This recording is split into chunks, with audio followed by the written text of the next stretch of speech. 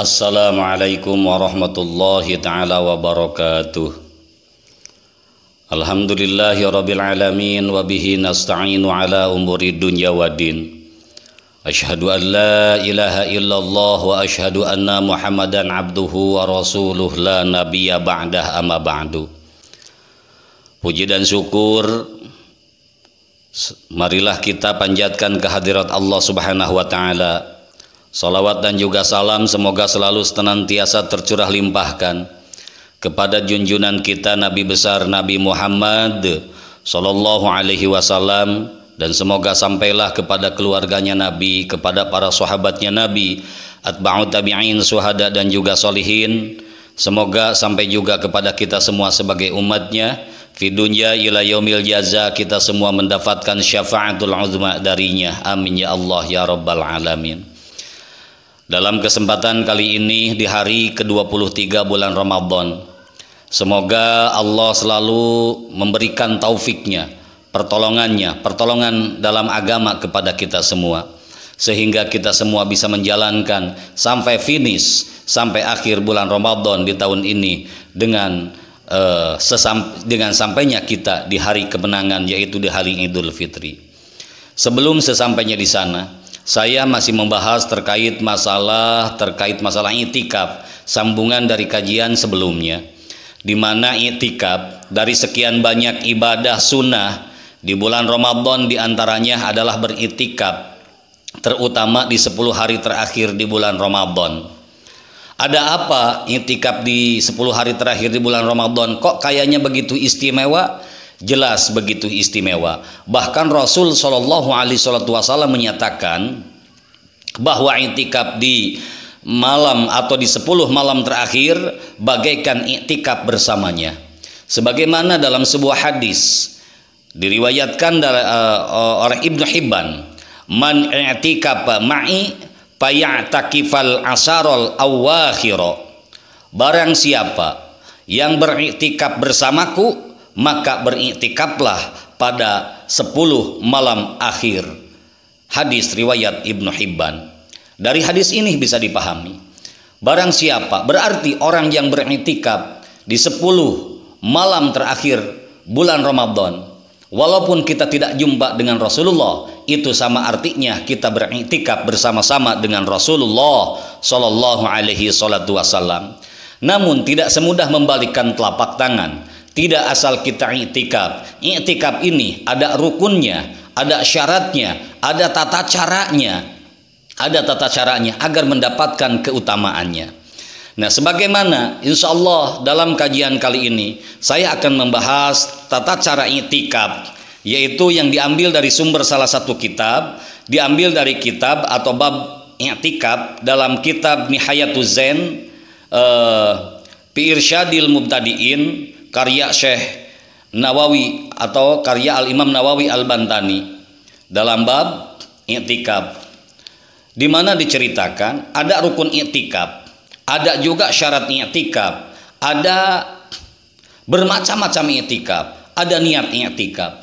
Oleh karenanya, kembali ke yang pertama dulu, biar i'tikafnya lebih mantap, biar i'tikafnya lebih sempurna, biar ibadahnya lebih mantap di hadapan Allah, justru kita harus mengetahui syarat dan rukunnya. Yang pertama rukunnya. Rukun i'tikaf semuanya ada 4 sesuai di bab i'tikaf di kitab ini.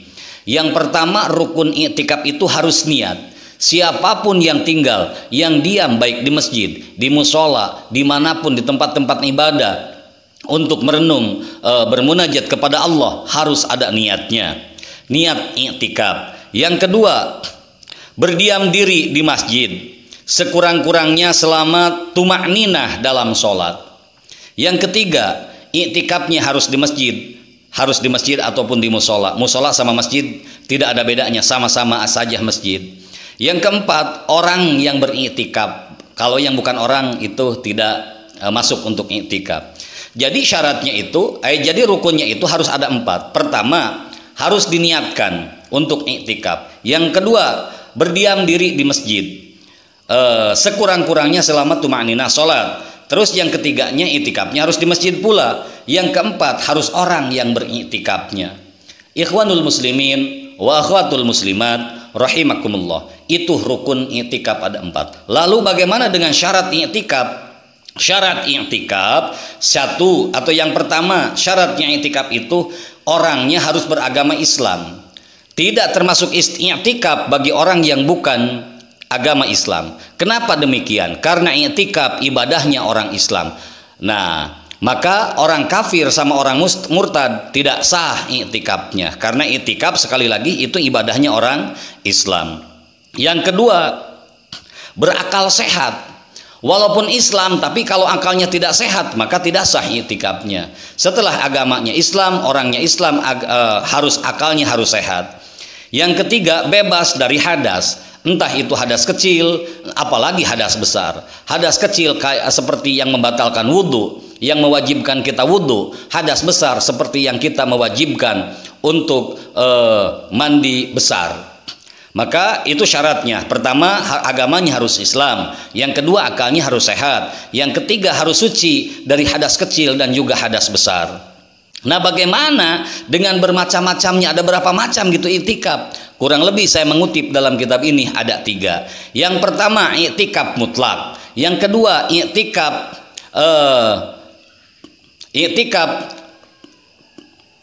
terkait waktu tanpa terus menerus. Yang ketiga, i'tikaf terikat waktu dan terus menerus. Ini ada 3. Bagaimana niat i'tikaf? Niatnya niat i'tikaf mutlak. Yang pertama kan i'tikaf mutlak. Nah, niatnya nawaitu an a'takifa fi hadzal masjidi lillahi ta'ala. Aku niat beriktikaf di masjid ini karena Allah Subhanahu wa taala. Baru kita berzikir di situ dan insya Allah itu sah i'tikafnya.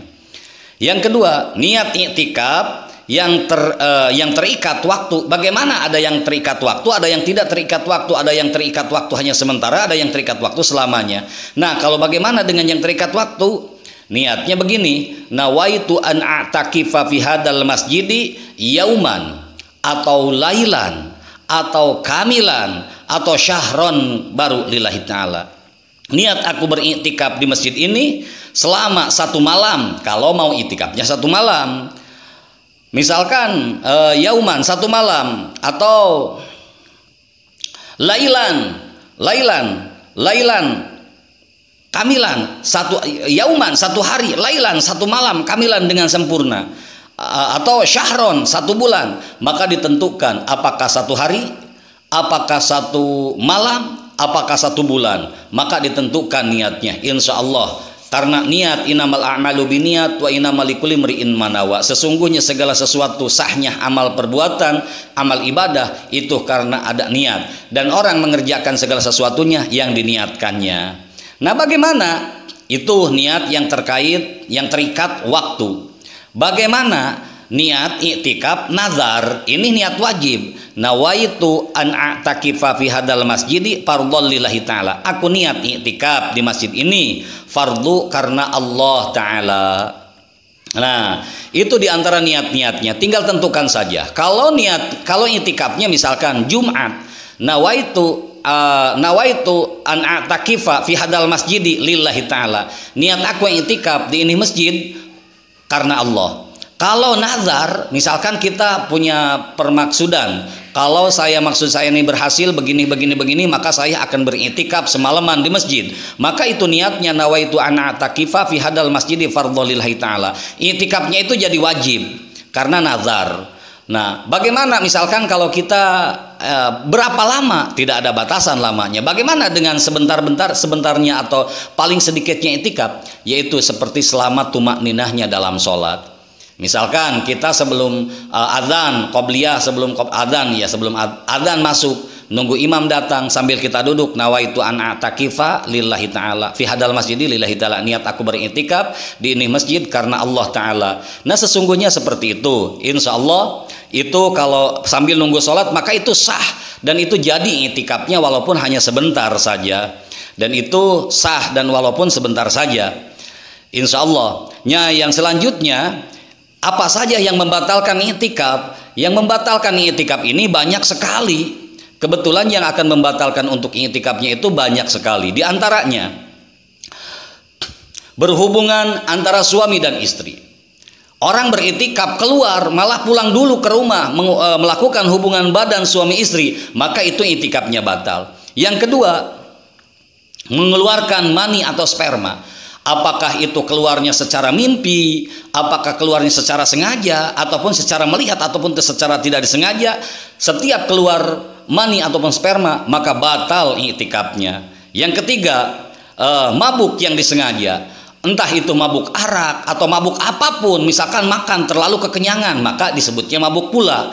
Yang disebut dengan mabuk dengan disengaja, maka batal iktikafnya. Yang keempat, kita dalam keadaan iktikaf, tiba-tiba kita dalam ucapan kita, dalam hati kita, dalam perbuatan kita, kita melakukan sesuatu ucapan ataupun perbuatan ataupun dalam hati yang melakukan murtad, maka batal iktikafnya. Yang kelima, haid selama waktu iktikaf cukup dalam masa suci yang biasanya. Perempuan melakukan iktikaf, tiba-tiba dalam iktikafnya itu haid, maka tidak boleh dilanjutkan, haram untuk dilanjutkan, batal iktikafnya. Yang selanjutnya, yang keenam, nifas. Siapa itu orang nifas? Orang yang keluar darah setelah melahirkan, itu disebut dengan nifas. Yang ketujuh, akan batal iktikafnya karena keluar tanpa alasan. Misalkan begini, kita harus berdiam diri, bersemedi ibaratnya di dalam masjid, tiba-tiba kita keluar tanpa alasan yang jelas, maka itu batal. Yang kedelapan, keluar dari masjid ataupun dari musola untuk memenuhi kewajiban yang bisa ditunda. Sebetulnya kewajiban itu, pekerjaan itu bisa ditunda, tetapi kita malah keluar, maka itu batal pula iktikafnya. Yang kesembilan, keluar yang disertai alasan-alasan berbagai macam alasan berkali-kali, padahal keluarnya hanya keinginan sendiri. Nah, 9 perkara inilah yang membatalkan iktikaf seseorang baik di masjid maupun di musola. Ini referensi diambil dari kitab Nihayatul Zen fi Irsyadil Mubtadiin dalam bab i'tikaf karya Syekh Nawawi Tanara bin Umar bin Arum bin Ajam Syekh Nawawi Tanara Al-Bantani. Oleh karena itu, di sepertiga bulan puasa ini atau di 10 hari terakhir ini, memasuki di hari ketiga ini, semoga Allah memberikan pertolongan kepada kita semua. Semoga Allah ini, pengajian kita ini menjadikan sebuah wasilah, baik jemaah dimanapun yang Anda berada, secara offline yang menemukan channel kami, mudah-mudahan jadi wasilah dan jadi sebab ini Allah memberikan keselamatan untuk kita dari dunia hingga akhirat. Allah memberikan pertolongan dari dunia hingga akhirat. Allah menjadikan sisa umur kita sisa umur yang berkah. Allah menjadikan sisa umur kita sisa umur yang istiqomah, dan Allah mewafatkan kepada kita semua dalam keadaan husnul khatimah. Amin ya Allah ya rabbal alamin. Hadirin ikhwanul muslimin wa akhwatul muslimat rahimakumullah, mungkin di hari ini materi yang saya sampaikan dicukupkan sekian. Insya Allah ada izin Allah di tempat dan waktu yang sama-sama masih di Majelis Al-Hidayah. Insya Allah besok kita berjumpa kembali. Mohon maaf atas segala kesalahan dan kehilafannya. Lillahi bisabilillahil haq. Assalamualaikum warahmatullahi taala wabarakatuh.